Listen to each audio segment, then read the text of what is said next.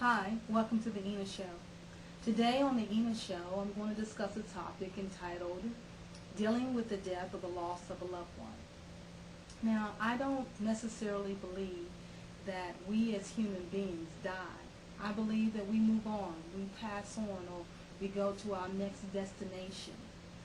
And so, with that in mind, I don't believe that any of the people that have passed away that has been in my life, whether it's my mother, my father, who I recently have discovered who he was and never had a chance to meet him or get to know him, and a wonderful grandmother, and even my brother who was killed tragically. I believe that I will see them again. And I believe you'll see your loved ones again as well. I like to open up this topic with a poem written by my brother Tilden Corbett for our brother Joseph Corbett. The name of the poem is A Vow of a Blessing. Of all the stories told and all the emotions bestowed, of all that glitters and is gold, never again will a blessing sculpture such a mold. This figure of godliness sheltered me from the rain, and even the rays that broke through on sunny days, all for no gain and seemingly no strain, deliberately wonderful in every way. A gift that was surely heaven sent, an angel so majestic and devout, with attributes prominent enough to spread to great extent, sure cures for humanity, no doubt. Such a being can be found by us all, and we need not dig deep in search of this mortal. The light now brightens and enlightens, tearing down all the walls erected by the agonies of life's lessons. Of all that remains unfolded, here is my life's undressing. Of all the vows gone corroded, here is my confession of a blessing. Now, my brother wrote that in honor and dedication to our brother, Joseph Corbett, who died tragically. And it is a beautiful poem, and that is his way of commemorating his brother. That is his way of honoring our brother. You know, I had to find wonderful ways to come out of the emotional stress or the emotional sadness that I was carrying over the death of my mother. And one of the ways that I did that was I found something that was significant to her, and I made it significant to me. And that was my mother loved white roses. Her favorite flower was white roses. And since I knew that, I would always either buy white roses and collect them, and now I have made white roses one of my favorite flowers. Along with my grandmother, Elizabeth Ford, she was a woman who wind up taking my sister and I in at a young age. I was 8 years old, and my mom couldn't take care of us anymore, and she was so gracious to be a grandmother and a womanly figure in our lives.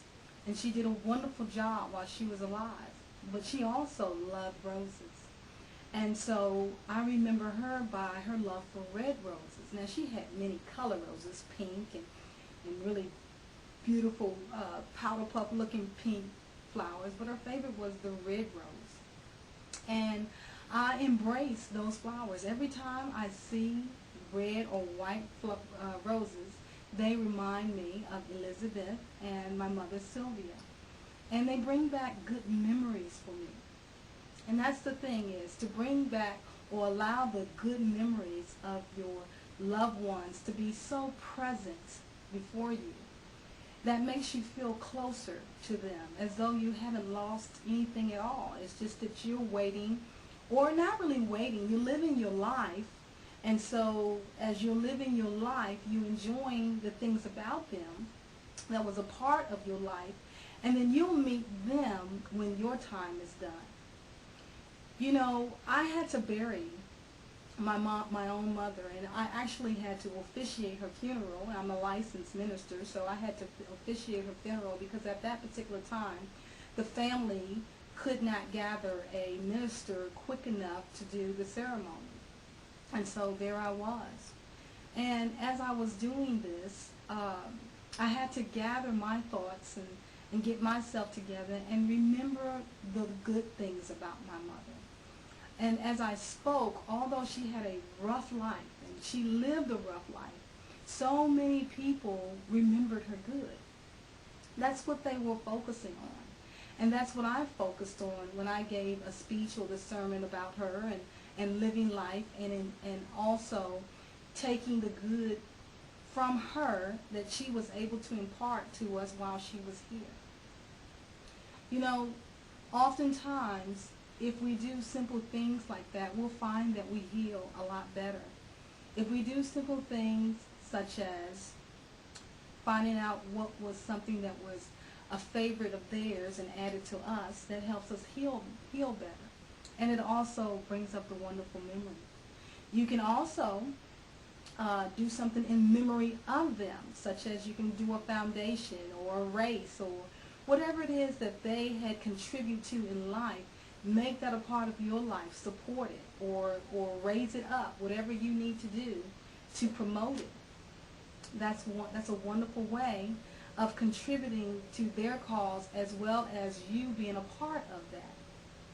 Life is about living, or rather, let me start this again, being born, living, and then moving on. You notice I didn't say die. I said being born, living, and moving on. That's what life is really about. It's a cycle. And as that cycle go about, we have to learn to adjust. And in adjusting, it's not always easy because we miss the person's physical presence. But in reality, their spirit is still very much alive and well. I also like to do this, write letters. If I miss them, I'll write a letter and write out how I miss them or my feelings about them. If you've never had a chance to say goodbye to a relative, that will be a wonderful way to express your feelings to them.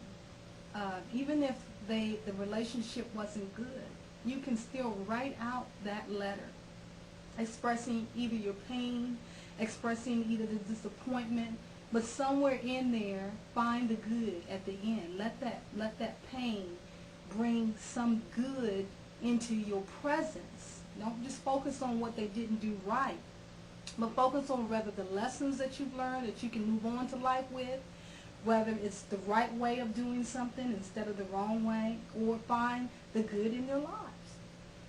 So that's a wonderful way of doing that. Send out balloons. Take balloons and write a little message on the balloons to your loved ones, and then release them over an open field and watch them go. That's a wonderful way as well. There's so many ways of being able to commemorate and moving on from the passing on of your loved ones. I don't have enough time in a 10-minute spot, but I would like to say this. I remember writing a song for Elizabeth Ford, and it was entitled, I Never Had a Chance to Say Goodbye. And it went simply like this. I never had a chance to say goodbye. I never had a chance to say, I'll see you on the other side. And I didn't take out time to say, thank you so much. But Elizabeth, if God above allows your ears to hear this song is for you. And that did something in my heart. It helped me to move on and release and let go.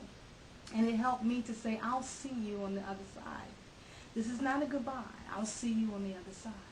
Even though I didn't have a chance to say, goodbye to her physically here, the reality is I'll see her again. And you'll see your loved ones as well. I want you to be encouraged.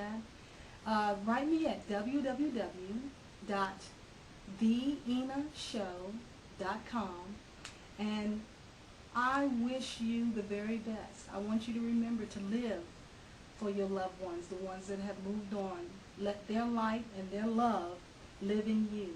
God bless you.